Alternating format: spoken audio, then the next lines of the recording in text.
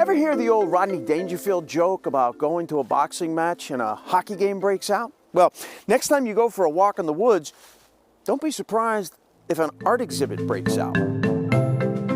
Maybe it's a sign of these pandemic times, but art is finding its way outdoors more and more. And though the forests and fields of New England might seem a world away from a white box gallery or the reverential hush of a museum, there's a lot to be said for experiencing art in the wild. Let's see, fresh air, exercise, culture, what's not to like?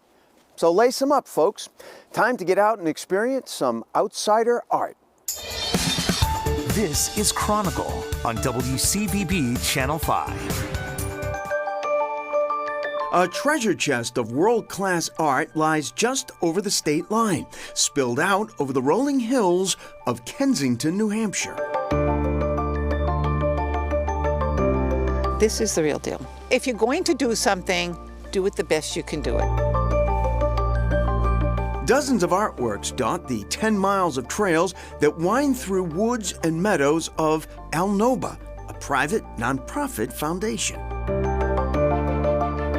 Including, most notably, 3 installations by British landscape art superstar Andy Goldsworthy. One, Boulder House, set a quarter mile from its nearest artwork neighbor, deep in a young forest. It's not of like, and you don't touch. You go into museums, and they put little markers where you can't walk.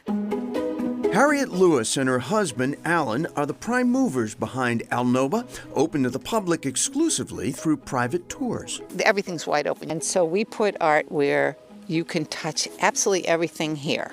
You can touch it, you can crawl on it, you can do whatever you want on the art. But the world-class art collection is just a piece of the Alnoba story. Most people would call it an art park, and it really does have a lot of art. But Alnoba is about social justice and about teaching skills, leadership skills.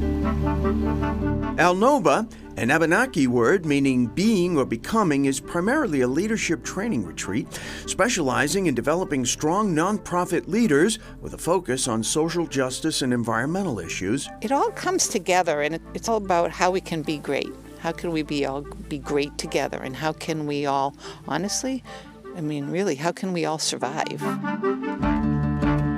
We'll come back to Alnoba in a bit to meet one of the artists and talk about the mysterious alchemy of adding art to nature. When you walk the property here, you can feel the strength in every piece. There's so much strength coming out of the earth.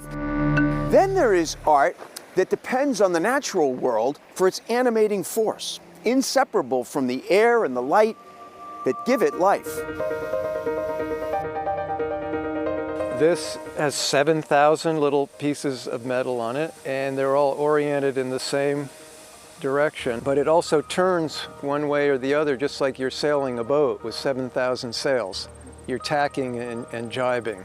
George Sherwood's sculptures are made of metal and light and motion. So the other one that I have is up in the air, and the experience is looking up through it at the sky. So you can also see the clouds and the color of the sky through it. Sherwood's kinetic works have been on the road over the last 8 years in an exhibition called Wind, Waves, and Light.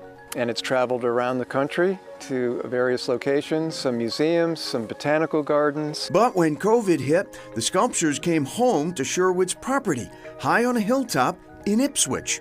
Lucky for us. Sherwood's studio, a chapel-like barn where he's putting the finishing touches on a large sculpture meant to suggest a flock of geese. This whole part turns. I think that might hit your light. Oh, good.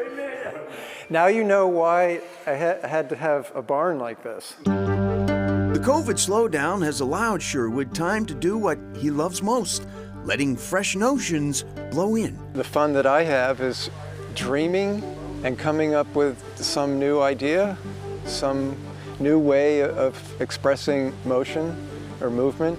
But he never really knows if a piece will work until it's finished. Sometimes you can start making something that is very large and it doesn't seem to work until you put that last piece in, and then it all comes together. But you have to finish it. I think that's really key in this business. You really just have to be persistent and finish something. And just to emphasize, all of George Sherwood's sculptures are purely wind-driven. There are no mechanical components at all. Incredible. As for Al Noba, it started when Alan and Harriet Lewis bought his uncle's small cabin on some family property in Kensington, New Hampshire. Over the years, they have cleared trails, built ponds, planted trees, and today, it's 400 acres of beautifully restored habitat, a work of art in itself. Next, art in the apple orchard.